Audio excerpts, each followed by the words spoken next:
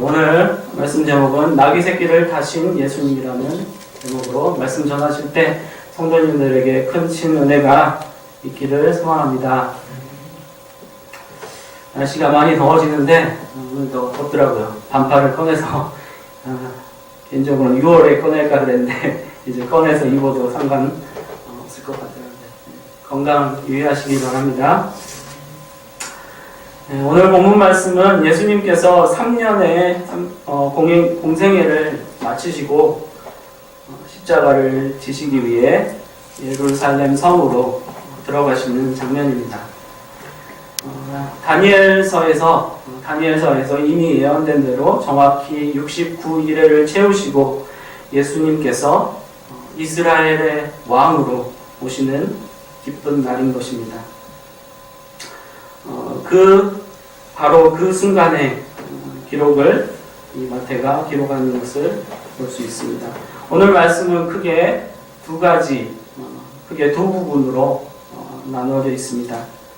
첫 번째는 예수님께서 예루살렘에 들어가시는데 탈 것, 나귀죠. 나귀와 나귀 새끼를 준비하시는 장면이 있고요. 또 예수님께서 그 준비된 나귀를 타시고 예루살렘에 입성하시는 모습, 그리고 사람들이 예수님을 어떻게 맞이했는지 그러한 장면을 그리고 있는 것입니다. 그런데 여기서 하나 우리가 말씀 제목과 같이 한 가지 질문을 가져보길 원합니다. 오늘 왜 예수님께서 많고 많은 동물 중에 하필이면 나귀와 나귀 새끼를 타고 오시는가? 그 질문 한번 생각해 보길 원하고요. 또 두 번째로는 예수님을 맞이하는 이 사람들과 같이 우리는 어떻게 다시 오실 예수님의 초림을 맞이하는 사람들처럼 예수님의 다시 오심을 우리는 어떻게 맞이해야 할지에 관해서 몇 가지 질문을 답해 보길 원합니다. 예수님께서는 우리에게 오십니다. 우리가 하나님께 가는 것이 아니라 하나님께서 우리에게 오십니다. 우리는 하나님께 갈 수 없습니다. 왜냐하면 죄인된 우리가 하나님을 찾아갈 수 없기 때문입니다. 하나님께서 친히 구원자 되시고 정말 우리를 사랑하셔서 우리의 마음과 삶 가운데 우리를 찾아오시는 것입니다. 우리는 하나님께서 우리를 사랑하셔서 찾아오시는 하나님 나라의 백성입니다. 하나님이 그저 오시는 것이 아니라 하나님의 나라로 우리에게 임하시는 것입니다. 우리가 그 나라에 들어간다면 우리는 하나님 나라의 백성인 것입니다. 그런데 오늘 본문에서 하나님 나라의 이 땅에서의 비유인 이스라엘의 왕으로 오신 예수님께서 특별한 방법으로 예루살렘에 들어오시는 것을 볼 수 있습니다. 바로 나귀와 나귀 새끼를 특별히 주문하셔서 특별히 부르셔서 타고 오시는 것입니다. 하나님께서는 물론 예수님께서는 창조주 하나님이십니다. 세상 만물을 창조하시고 모든 동물과 모든 식물과 또 우리 사람까지도 친히 만드시고 디자인하셨습니다. 그런데 그 많은 동물 중에 멋있는 동물들도 많이 있죠. 사자, 네, 말들도 있고 멋있는 동물들도 많은데 왜 하필이면 어떻게 보면 우리 주변에서 쉽게 볼 수 없고 또 천히 여기는 많이 기르지도 않은 나귀와 나귀 새끼를 타고 이 땅에 예수님이 오셨느냐는 그 질문입니다. 예수님 생애에서 어쩌면 이 날은 가장 중요한 날일 수 있을 것입니다. 예수님께서 예루살렘 이스라엘의 왕으로 입성하시는 그 날, 예수님의 생애에서 가장 중요한 그 날에 이 볼품없는 나귀와 나귀 새끼를 타셨느냐는 것입니다. 제가 개인적으로 모임이 있어서 이집트에 가봤었습니다. 한 4년 전에 가봤었는데요. 거기에 이제 피라미드 근처에 가서 멋있는 관광지를 관광을 했는데요. 그때 이제 말과 낙타를 타볼 기회가 있어서 타봤습니다. 말을 타면 정말 어떻죠? 홈이 납니다. 우리 청년 중에 한 명도 이제 매주 이렇게 말 타러 가는 이제 자매가 있는데 말을 타면 정말 멋있어요. 홈이 납니다.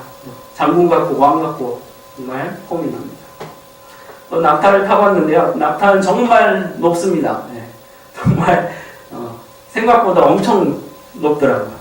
한 말의 3배 정도 되는 것 같습니다. 그러니까 아래로 내려다보면 정말 아찔할 정도로 높은 것을 볼 수 있습니다. 아마 제 생각에는 확실히 코끼리보다는 확실히 높은 것 같아요. 그래서 길들여 이제 타고 다니는 동물 중에는 아마 낙타가 가장 높은 것 같습니다. 그래서 중동 지방에는 낙타 교배해가지고 낙타를 많이 타고 다닌다고 얘기를 들었습니다. 그런데 예수님께서 왜 이런 멋진 동물들을 놔두고 나귀를 타셨느냐는 것입니다. 혹자는 이렇게 생각할 수도 있겠습니까? 뭘 타고 들어가는지가 뭐 그렇게 중요하냐고. 별로 중요한 것 아니지 않나. 아무거나 잡아서 탈만한 것들 중에 타셨겠지라고 생각할 수도 있겠습니다. 그렇지만 아니라고 생각합니다. 낙타가 아니라 나귀를 타신 것은 굉장히 중요합니다. 제가 말하는 것이 아니라 성경에서 이것이 중요한 것이라고 이야기를 하고 있습니다. 그래서 나귀를 타신 것이 얼마나 중요한 것인지 구약 성경에서 예언까지 되어 있습니다. 오늘 5절 말씀에 시온 딸들에게 이렇게 불러라 하는 그런 말씀이 바로 스가랴서 9장 9절에 구약 성경에 예언된 예수님께서 나귀를 타시는 그런 말씀이라는 것입니다. 예수님께서 나귀와 나귀 새끼를 타신 것이 굉장히 중요하다는 것입니다. 여기에는 분명히 우리가 깨달아야 될, 우리가 되새김질할 영적 교훈이 담겨 있는 것입니다. 우리 21장 5절 말씀처럼 우리 스가랴 9장 9절 말씀을 가능하시면 함께 찾아봐서 읽어봤으면 좋겠습니다. 스가랴서 9장 9절 말씀, 9절, 10절 이렇게 있습니다. 구약 성경 끝에서 두 번째 책이죠. 함께 스가랴 말씀.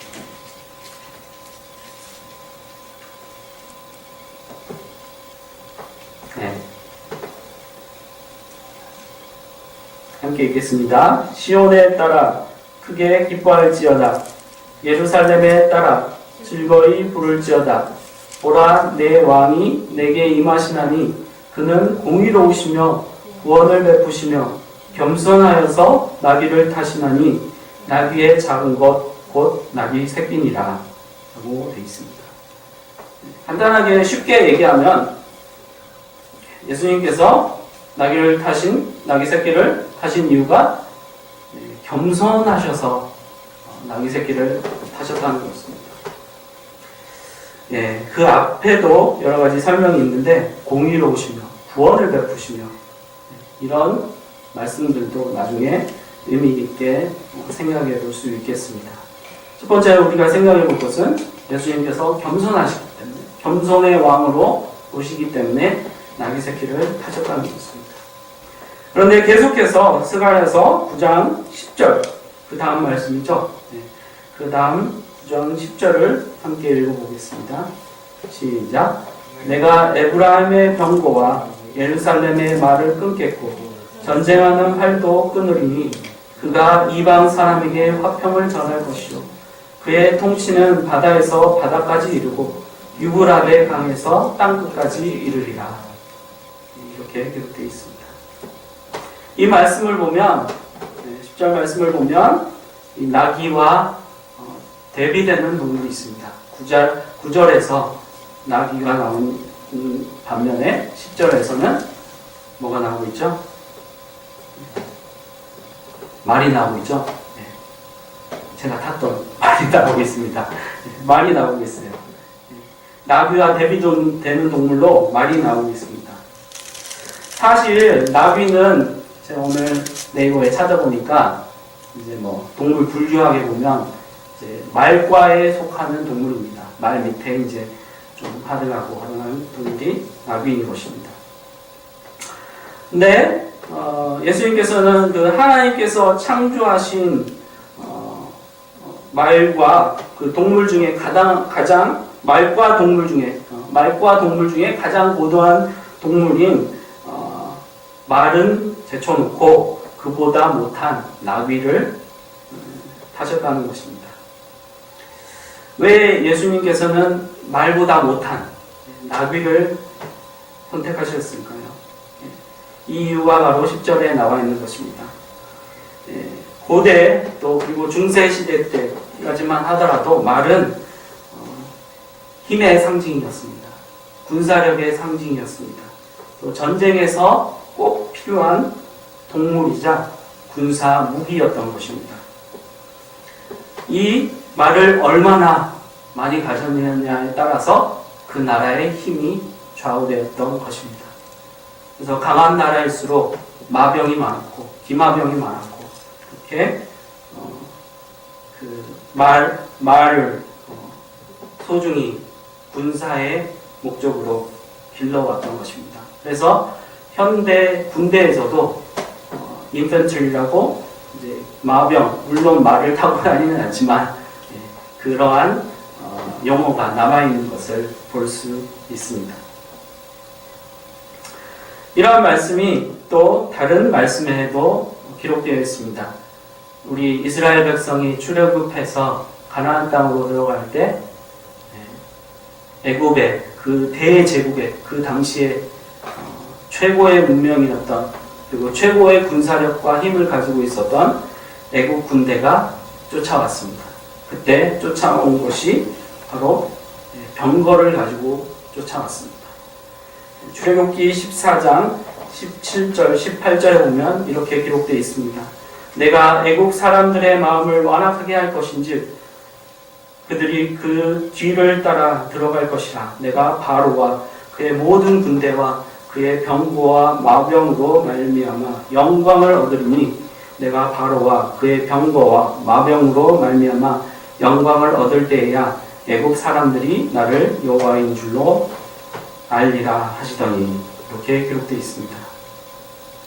즉 말은 군사력의 상징이고 애국 사람들이 그냥 걸어서 이스라엘 백성들을 출애굽한 이스라엘 백성들을 걸어서 쫓아온 게 뛰어서 쫓아온 게 아니라 이 말을 타고 최고의 무기인 이 말을 타고 이스라엘 사람들을 쫓아왔던 것입니다.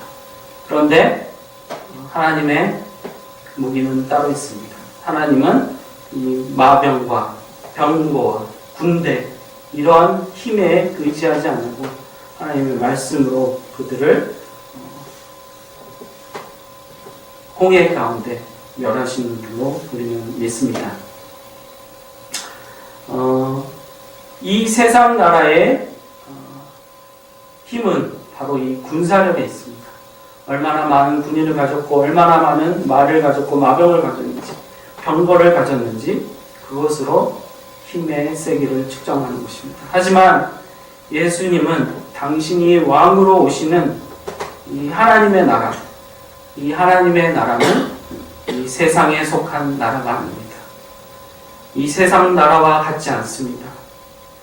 세상 나라는 말로 대표되는 무기를 그 힘의 원천으로 삼습니다. 말이 그 무기가 완력이 힘이 그들의 피난처라는 것입니다. 그들의 보장이라는 것입니다.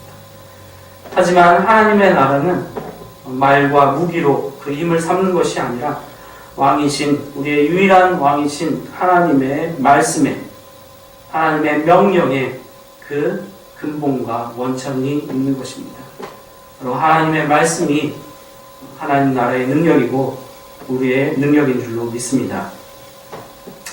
나귀는 또 우리가 나귀를 살펴보면 다른 동물에 비해 복종심이 강하다고 합니다. 또 지구력이 굉장히 뛰어나서 먼 길을 갈 때 좋은 동물이라고 합니다. 우리도 정말 하나님께 이 나귀처럼 끝까지 인내하고 늦게 오시는 것 같지만, 오시는 게 더디 보이지만 결국에는 오시고 승리하실 하나님의 나라를 맞이하는 하나님의 사람들이 되시길 축원합니다.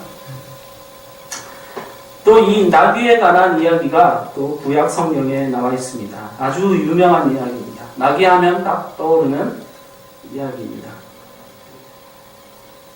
민수기 22장에서 24장에 나와 있는 발람과 발락의 이야기입니다.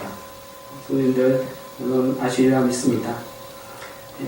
이 모압 왕 십볼이 있었습니다.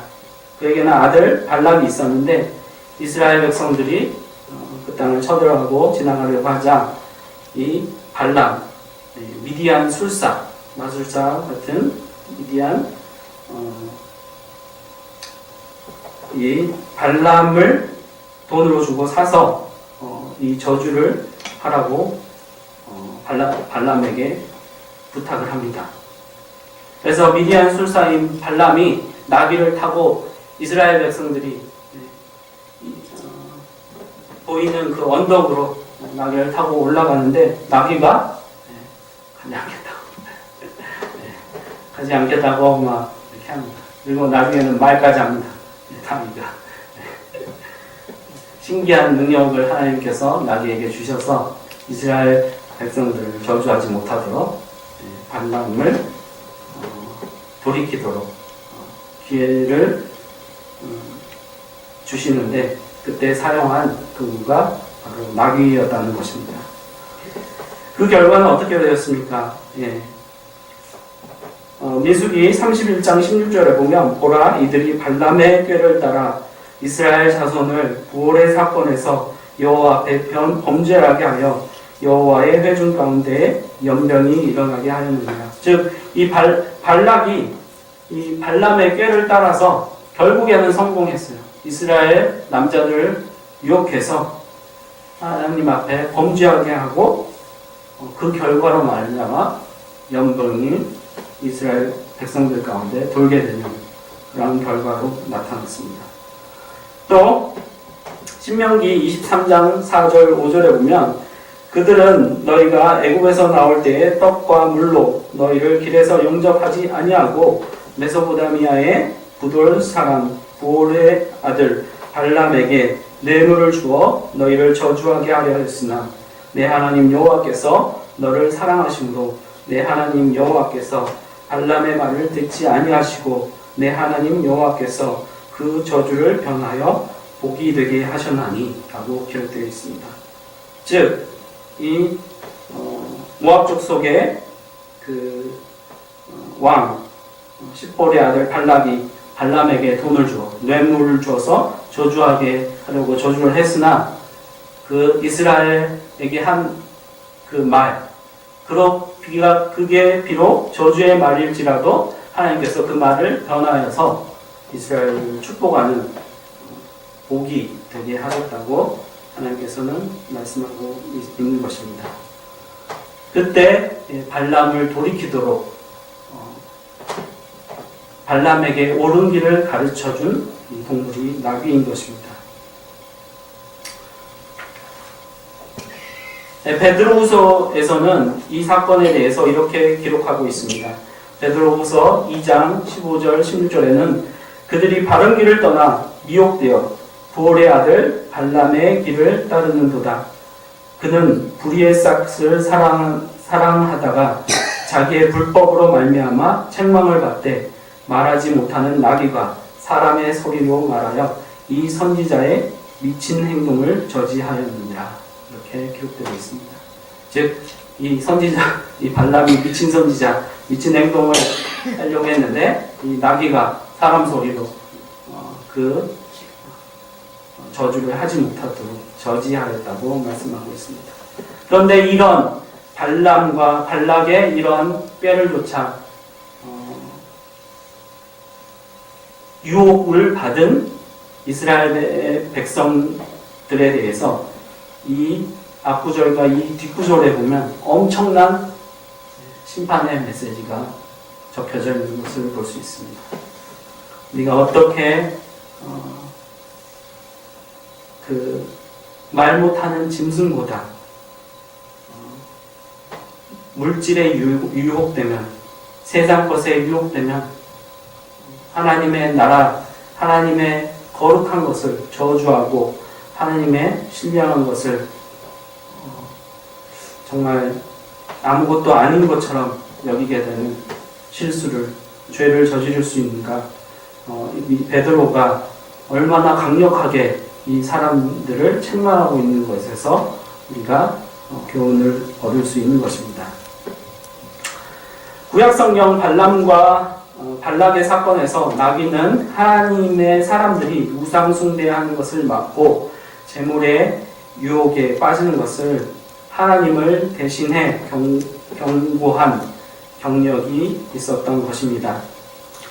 그 나귀 말고 또 말 말고 말과 함께 사람들이 가장 좋아하는 동물이 또 있습니다. 우리 보통 마소라고 그러죠? 네. 소가 있는 것입니다. 그렇다면 이 소는 무엇을 상징할까요?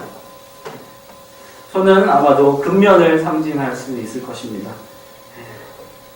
굳은 날이건 싫은 날이건 멍에를 메고 힘든 일이건 쉬운 일이건 늘 주인에게 충성해서 일을 하는 부지런한 사람을 또 가리켜 소처럼 일한다고 말을 하기도 합니다.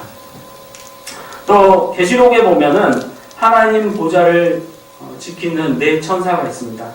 그 천사들의 머리가 이제 뭐 독수리도 있고 사람 얼굴도 있고 이제 사자도 있고 마지막으로 소도 있는 것을 우리가 알 수 있습니다. 하지만 이것들 거룩한 이유들 말고 좋은 이유들 말고 좀 나쁜 의미로 좀 부정적인 이유로 세상 사람들이 소를 좋아하는 이유가 있습니다. 그것은 바로 소가 풍요의 상징이기 때문입니다. 소는 예로부터 농사를 짓거나 뭐 일을 할 때 기묘한 동물이었기 때문에 소는 풍요의 상징이었습니다. 또 이러한 엄청난 경작을 통하여서 농사의 효율을 높이는 이러한 것들을 통하여서 문명이 일어나고 굉장한 그 문명을 이루어갔던 것을 우리 세계 역사 가운데서 볼 수 있는 것입니다. 그래서 지금도 뉴욕의 월스트리트에 가보면 황소상이 있습니다. 아마 TV를 통해서라든지 보셨을 때 황소가 이렇게 뿔을 들이밀고 이렇게 돼 있는 금으로 된, 진짜 금인지 모르겠지만 금색으로 된 황소상이 있습니다. 사람들이 그것을 만지면서 나도 부자 됐으면 이렇게 소원을 빌곤 합니다. 그래서 소는 농사 짓는데 필수적이고 또 경제적으로 풍요를 상징하는 것입니다. 이 동물들을 생각해 볼 때 예수님은 말을 타고 오지도 않으셨고 소를 끌거나 또 소를 타고 오지도 않으셨습니다.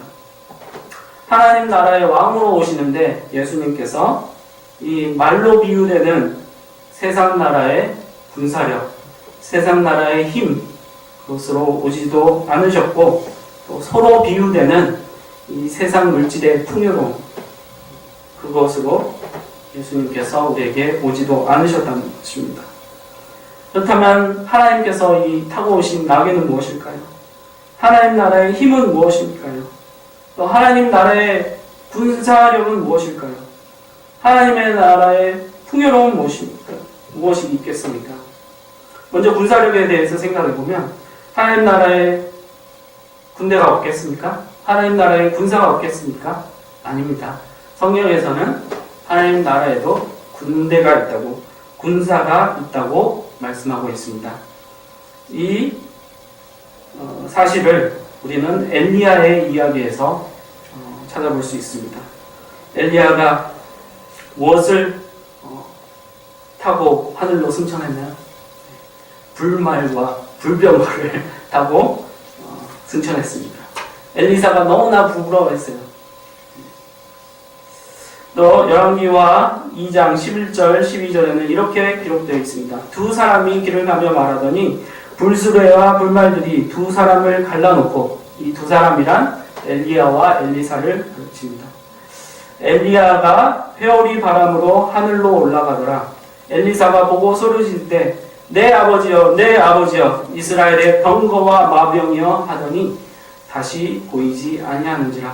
이에 엘리사가 자기의 옷을 잡아 둘로 찢고 라고 기록되어 있습니다. 즉 엘리야가 불수레와 불말들이 와가지고 엘리야와 엘리사 사이를 떨어뜨려 놨고, 이 엘리야가 회오리 바람을 타고 하늘로 올라가는 것을 보았다는 것. 그 장면을 보고 엘리사가 이스라엘의 힘, 이스라엘의 군사력을 그 불병거와 그 불말이라고 소리 질렀던 것입니다.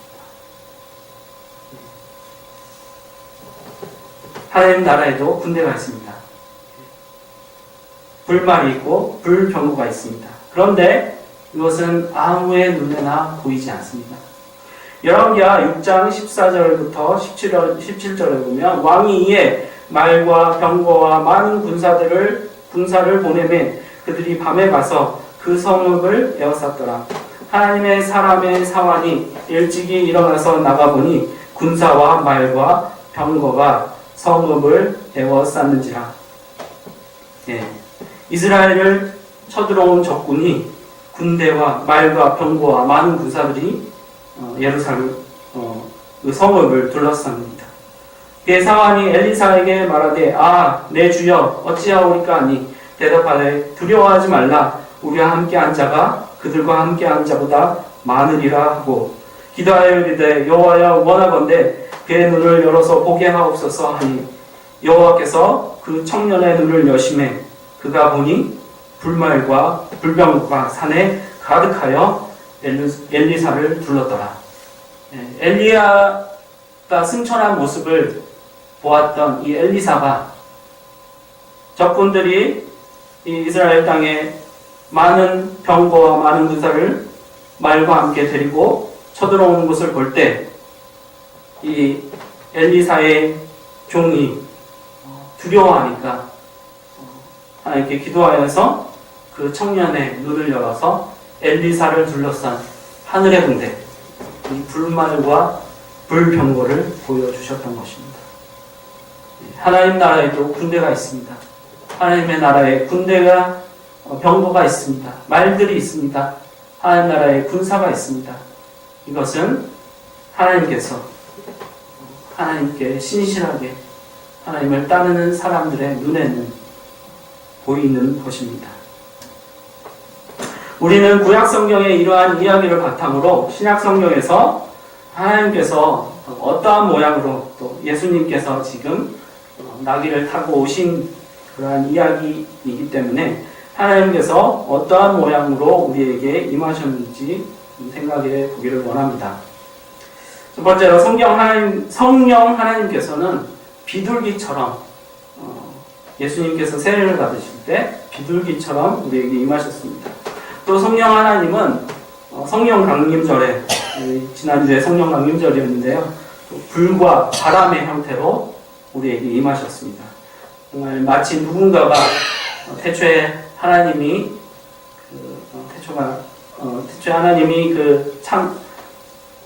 창세기에서 아담을 지으실 때 그 숨을 불어넣으셨듯이 성령 하나님께서 이 성령 강림절에 불과 바람의 형태로 누군가가 하나님께서 숨을 내쉬듯이 불의 혀처럼 갈라지듯이 각 사람의 머리에 임했다고 사도행전 기자인 누가는 기록하고 있습니다.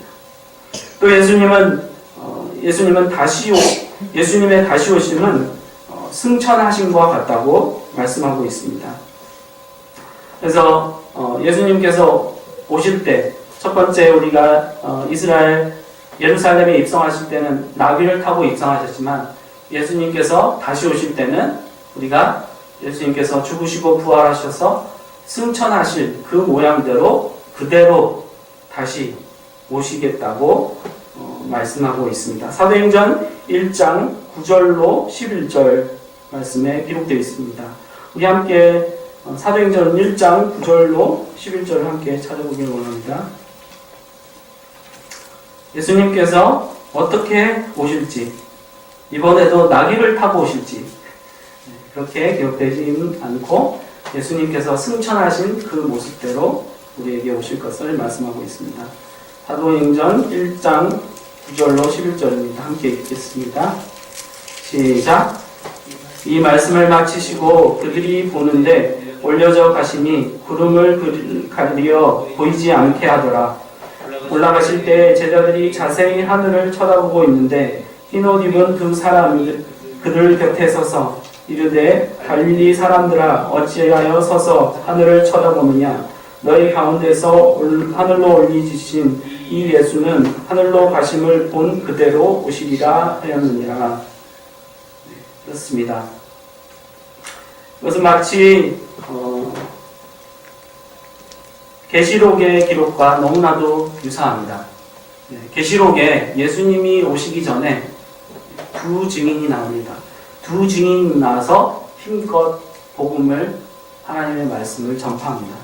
그런 것처럼 여기 흰옷 입은 두 사람이 예수님 승천하실 때 예수님 곁에 있던 제자들에게 말씀하셨던 것입니다. 갈릴리 사람들아 어찌하여 하늘을 쳐다보느냐 너희 가운데서 하늘로 올리신 이 예수는 그 하늘로 가심을 본 그대로 오시리라 이렇게 말씀하고 있는 것입니다. 우리 주변 가운데 자신이 재림 예수라고 아는 분들이 너무나 많습니다.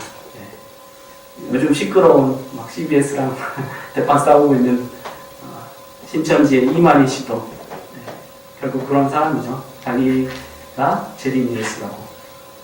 근데 성경은 그렇게 기록되어 있지 않습니다. 예수님께서 오실 때는 분명히 모든 사람이 볼 수 있도록 하늘로부터 내려오신다고 말씀하고 있습니다. 이만희 씨는 엄마 뱃속에서 났죠. 재림 예수가 될 수가 없는 것입니다. 또 요한계시록에 보면 예수님 오시기 전에 세상 여러 나라들에 관한 이야기가 있는 것입니다. 앞서 말씀드린 대로 세상의 힘이 이 말들, 짐승 이런 것들로 대표되듯이 요한계시록 6장에는 여러 가지 말들이 나옵니다. 흰 말이 나오고 붉은 말이 나오고 검은 말이 나오고 청황색 말이 나옵니다. 이러한 말들은 이 세상 나라 그 특징을 가진 흰색의 특징, 붉은색의 특징, 검은색의 특징을, 청황색의 특징을 가진 그 나라들이 설 것을 말해주고 있는 것입니다.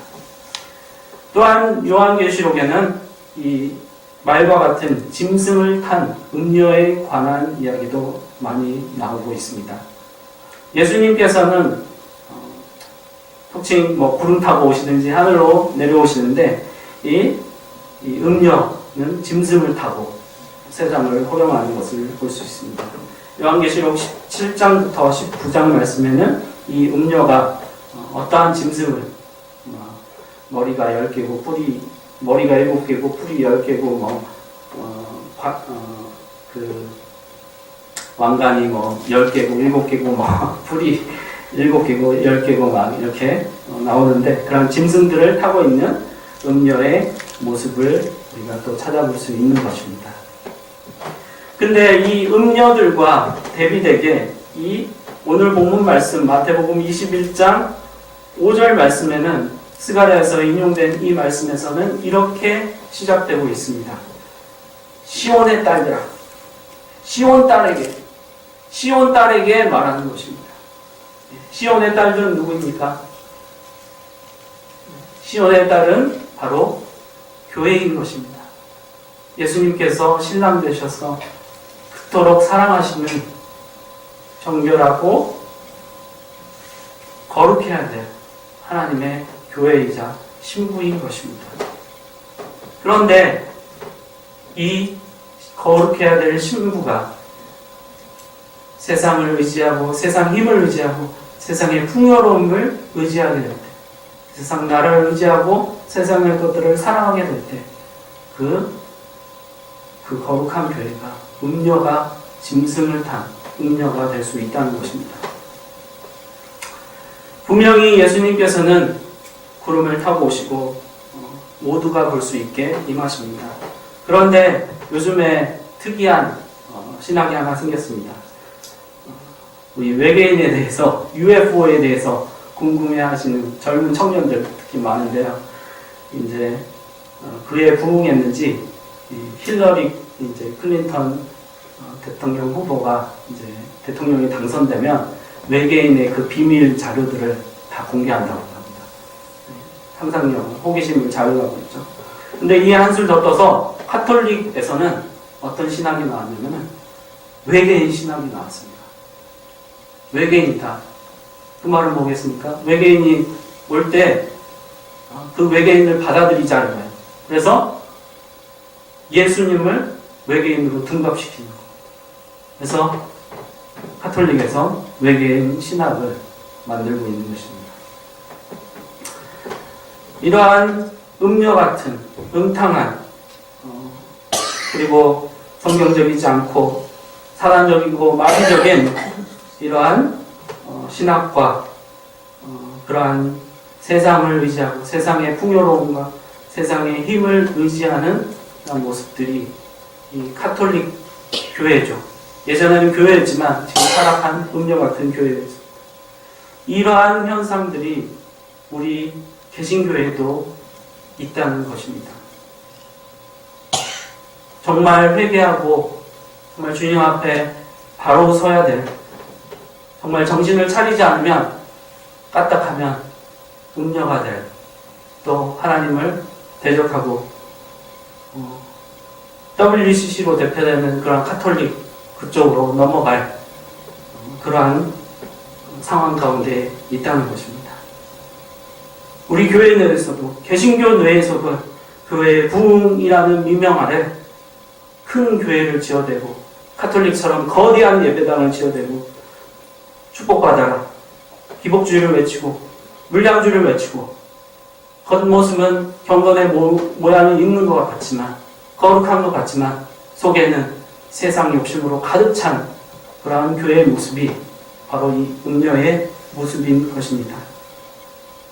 이러한 아픔이 우리가 이단이라고, 우리가 손가락질하는 그 카톨릭 안에만 있는 것이 아니라 우리 안에도 이러한 못된, 하나님께서 정말 너무나도 가슴 아프게 미워하는 세상 것들이 우리 안에도 있다는 것을 우리는 근신하고 깨어서 알아야 할 것입니다. 마지막 때가 가까이 왔습니다. 예수님께서 어떻게 오실지 우리는 분명히 알고 있습니다. 그런데도 이러한 거짓 것에 우리의 마음과 생각과 우리의 몸을 파는, 우리의 영혼을 파는 그러한 일들이 우리 가운데 있는 것입니다. 다니엘서에서는 이렇게 말하고 있습니다. 마지막 때에 지식이 더하고 빨리 왕래하리라.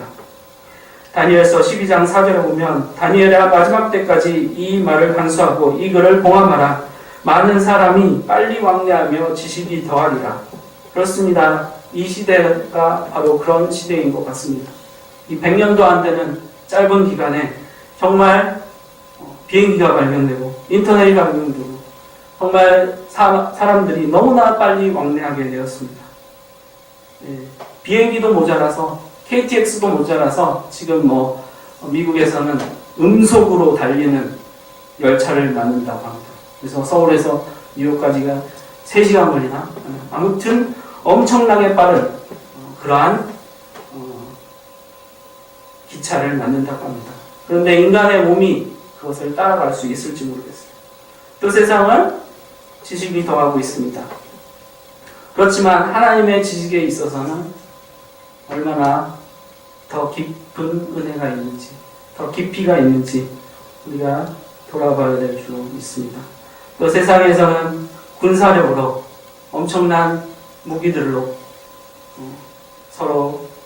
서로를 죽이며 서로의 이익을 달성하려고 노력하고 있습니다.